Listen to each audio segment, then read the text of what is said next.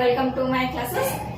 So here regarding to midterm exam, there is some important questions regarding to some chapters. So here ಇವತ್ತಿನ ಕ್ಲಾಸ್ದಾಗ ನಾ ಕೆಲವೊಂದು important questions ಅನ್ನ start ಮಾಡ್ತೇನೆ. That is sexual reproduction in flowering plants. ಈ chapter ಒಳಗೆ mid term purpose important questions ನಾ 5 marks questions ಅನ್ನ discuss ಮಾಡ್ಕೊತಾ ಹೋಗ್ತೇನೆ. Here let us start our class. Here the structure of ಅನಾಟ್ರೋಪಸ್ ಓವಿಲ್. Here the main concept is structure of anatropous ovule. So ovule is nothing but a fertilized seed. So ovule ಏನಂತ ಹೇಳ್ಬೋದ್ರಿ? So fertilized seed ಅಂತ ಹೇಳ್ಬೋದ. So ovule ಏನಾಗ್ತದ ರೀ?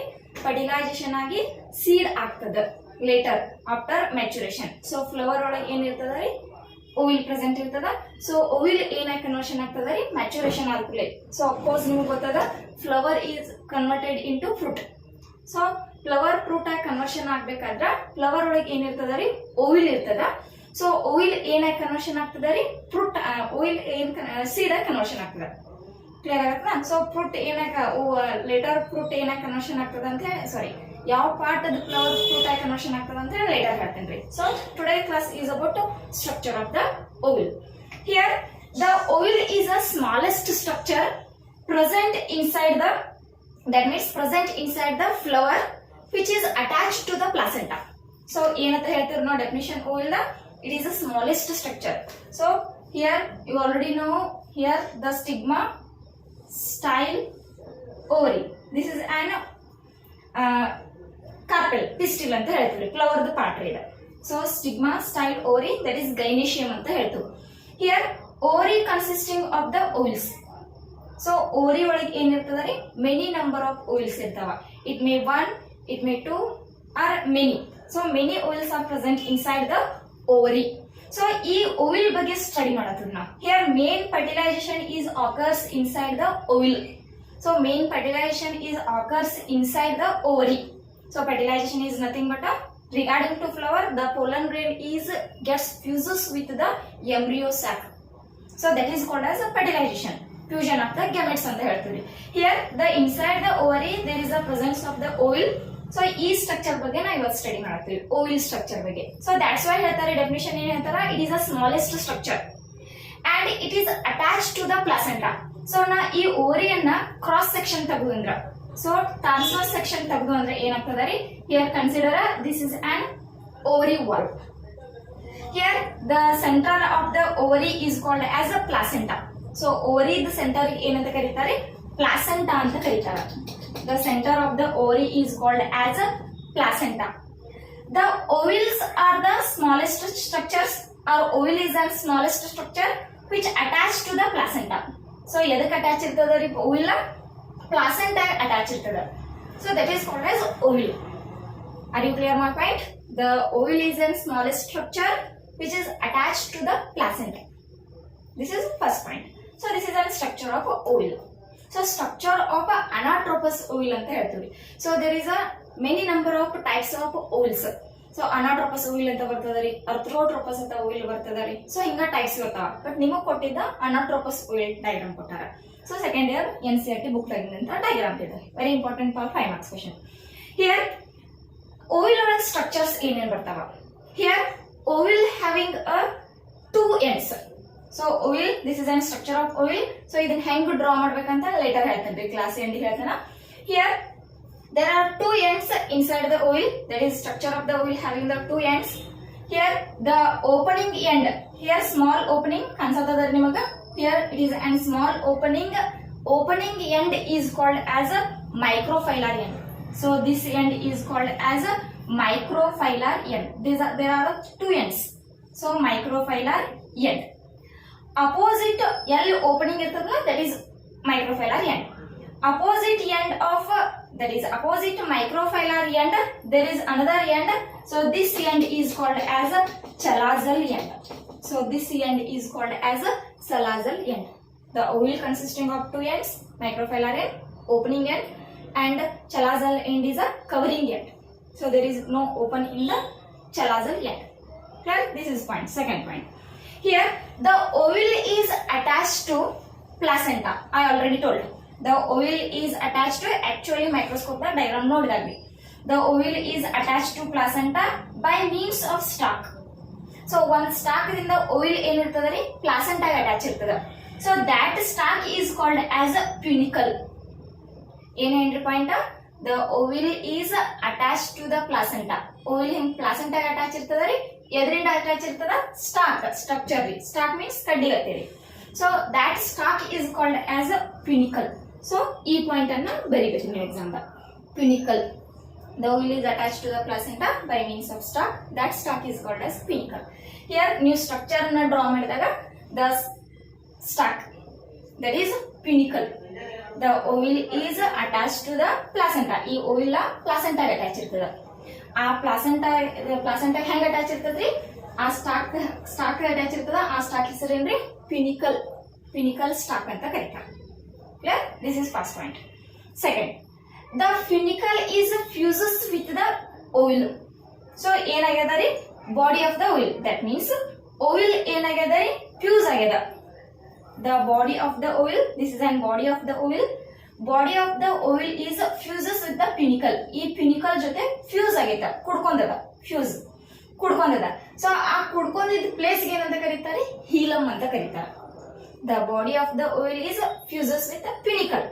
So that fused part is called as a hilum.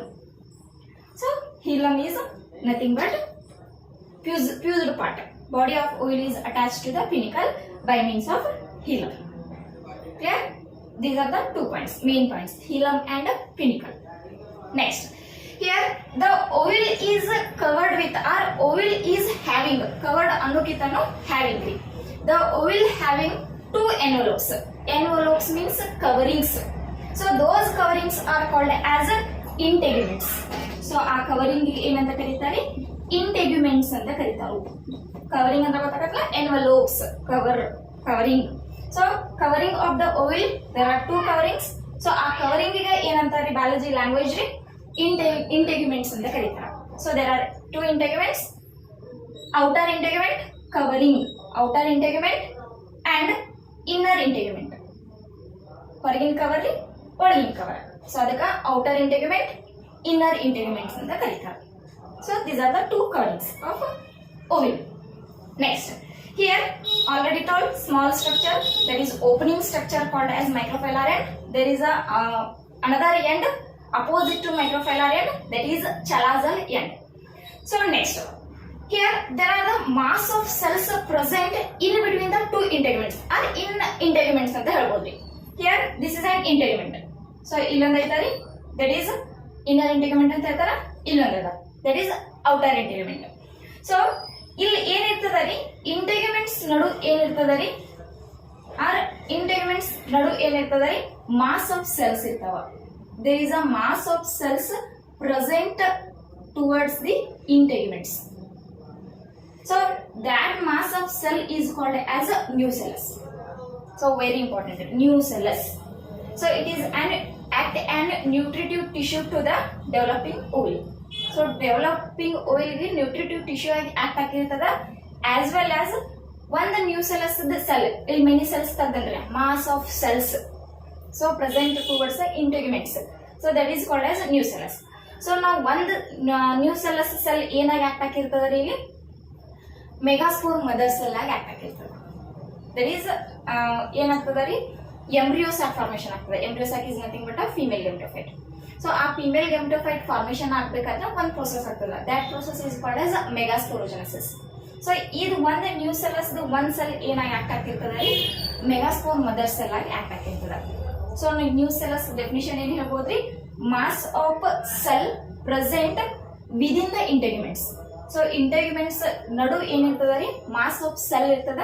So ಆ mass of cell ಏನಂತ ಕರೀತಾರೆ? ನ್ಯೂಸೆಲ್ಲಸ್ ಅಂತ ಕರೀತಾರೆ.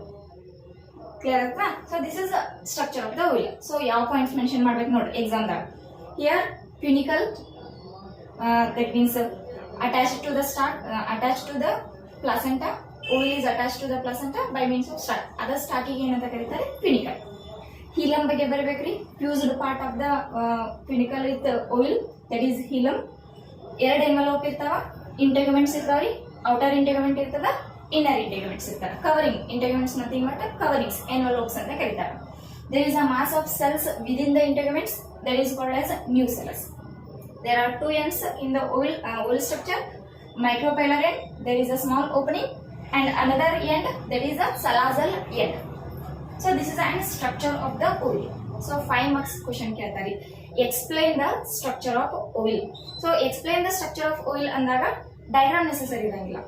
So direct ಆಗಿ ಏನ್ ಬರೀದ್ರಿ ಓಯಿಲ್ ಬಗ್ಗೆ ಎಕ್ಸ್ಪ್ಲೇನ್ ಮಾಡ್ಕೊತ ಹೋಗೋದು. About funicle, about hilum, about nucellus, about two ends, so and about embryo sac. There is a female gametophyte embedded inside the oil. So oil ಒಳಗೆ ಒಂದು ಫೀಮೇಲ್ ಗೆಮೆಟೋಫೈಟ್ ಇರ್ತದ. So ಆ ಫೀಮೇಲ್ ಗೆಮೆಟೋಫೈಟ್ ನಥಿಂಗ್ ಬಟ್ ಏನಂತ ಕರೀತಾರೆ, embryo sack ಅಂತ ಕರೀತಾರೆ. So ಇಲ್ಲ ಏನಾಗ್ತದ ರೀ, ಫರ್ಟಿಲೈಸೇಷನ್ ಆಗ್ತದ. Later I will explain. So what is structure of the embryo sac. Here structure of the oil ರೀ ಇಂಪಾರ್ಟೆಂಟ್ ಕ್ವಶನ್ ರೀ. ಎಕ್ಸ್ಪ್ಲನೇಷನ್ ಕೇಳ್ತಾರ. ಸೊ ಅಬೌಟ್ ಇಂಟೆಗ್ಯುಮೆಂಟ್ಸ್ ಬರೀಬೇಕಾ, ಫಿನಿಕಲ್ ಬಗ್ಗೆ ಬರೀಬೇಕ್ರಿ, ಹೀಲಮ್ ಬಗ್ಗೆ ಬರೀಬೇಕು, microphylar end, chalazal end and nucellus structure ಬಗ್ಗೆ ಬರೀಬೇಕು. And how to draw oil structure. So oil structure ನ draw ಹೆಂಗ್ ಮಾಡೋದು. So drawing. So structure ಅಥವಾ ಏನ್ ಹೇಳ್ತಾರೆ 5 marks question draw the neat level diagram of with leveled diagram of explain the structure of anatropous oil ಅಂತ question ಇರ್ತದೆ. So structure ಕೇಳಿರ್ತಾರೆ, drawn ಕೇಳಿರ್ತಾರೆ, ಒಂದೊಂದ್ಸಲ structure ಅಷ್ಟೇ ಎಕ್ಸ್ಪ್ಲೇನ್ ಮಾಡ್ರಿ ಅಂತ ಹೇಳ್ತಾರೆ. ಸ್ಟ್ರಕ್ಚರ್ ಅಷ್ಟೇ ಎಕ್ಸ್ಪ್ಲೇನ್ ಮಾಡ್ರಿ ಅಂದ್ರೆ ಫಿನಿಕಲ್ ಬಗ್ಗೆ, ಹೀನಮ್ ಬಗ್ಗೆ, ಇಂಟೆಗ್ಯುಮೆಂಟ್ಸ್ ಬಗ್ಗೆ ಎಕ್ಸ್ಪ್ಲೇನ್ ಮಾಡ್ಬೇಕ್ರಿ. Draw the structure of ovule and explain it ಅಂತ ಕೇಳಿದಾಗ ಡಯಾಗ್ರಾಮ್ ಅನ್ನ ಡ್ರಾ ಮಾಡ್ಬೇಕಂತ ನೋಡ್ರಿ. ಅನಾಟ್ರೋಪಸ್ ಆಯಿಲ್ ಅನ್ನ ಡ್ರಾ ಮಾಡಿದ್ರಿ. Here you have to start from the embryo sac.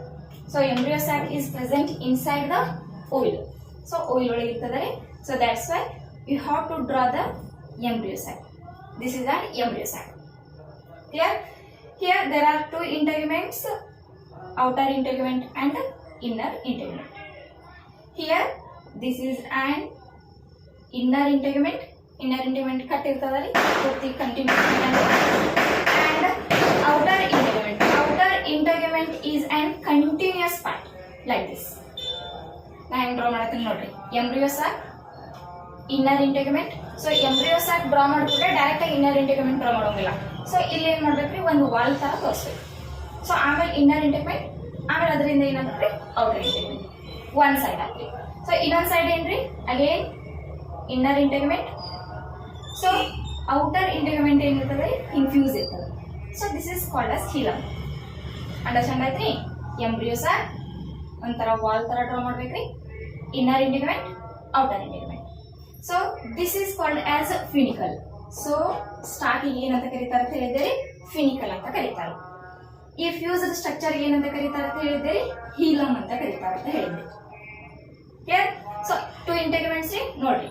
Here it is an outer integument, here it is an inner integuments. Inner integument. Here ಇಲ್ಲಿ mass of cell ಇರ್ತಾವ್ರಿ within the integument, that is called as nucellus. Mass of cells ಏನಂತ ಕರೀತಾರೆ, nucellus ಅಂತ ಕರೀತಾರೆ. Clear. And this is an embryo sac. So ಇದೇನ್ರಿ embryo sac ರೀ. ಈ embryo sack structure ಒಳಗೆ ಏನಿರ್ತದೆ ಅಂತ ಲೇಟರ್ ಹೇಳ್ತೇನೆ. So that is also called as female gametophyte. Clear. ಎರಡು ಎಂಡ್ ಇರ್ತಾವ್ರಿ. ಇದು ಓಪನಿಂಗ್ ಎಂಡ್ ಏನಂತ ಕರೀತಾರೆ, ಮೈಕ್ರೋಫೈಲಾರ್ ಎಂಡ್ ಅಂತ ಕರೀತಾರೆ. Opening end is called as micropylar end. And opposite to the microphylar end, there is another end that is called as chalazal end. Clear? So anatropous oil important.